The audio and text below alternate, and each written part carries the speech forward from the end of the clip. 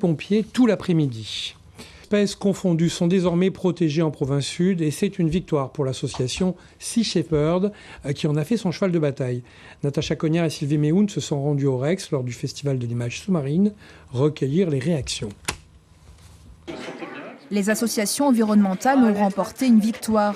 Jusque-là, l'interdiction de pêcher des requins s'appliquait uniquement dans la zone économique exclusive et dans la province nord de la Nouvelle-Calédonie. Désormais, grâce à la délibération d'avril 2017, les squales toutes espèces confondues sont protégés en province sud.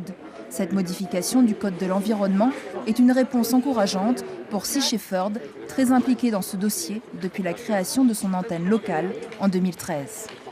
On ne peut qu'applaudir cette décision parce que c'est vrai que ça fait vraiment un bon nombre d'années que toutes les associations du territoire vraiment souhaitaient cette modification du Code de l'environnement. Nous, antenne Sea Shepherd Nouvelle-Calédonie, nous avons travaillé depuis la création de l'antenne à cette modification du code. Donc ZEE, province nord, province sud, il manque quand même une province. C'est ça, mais la province des îles a bientôt fini son Code de l'environnement. Et à mon avis, ce ne sera pas compliqué de leur faire intégrer la protection du requin à l'intérieur. Cette nouvelle a reçu un accueil favorable au 8e Festival de l'image sous-marine. Lors de la dernière journée au cinéma Le Rex à Nouméa, dans les allées du hall d'exposition, le président de l'événement.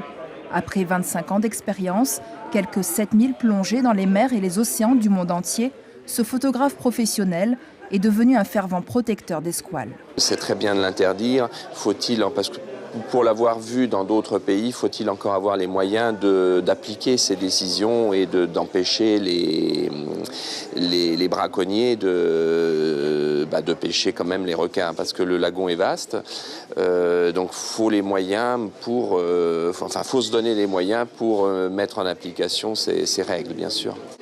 Le combat de Sea Shepherd et des autres associations environnementales est loin d'être terminé. Pour rappel, dans le monde, en moyenne, plus de 100 millions de requins sont tués par l'homme chaque année, alors que 6 attaques mortelles de squales par an sont comptabilisées.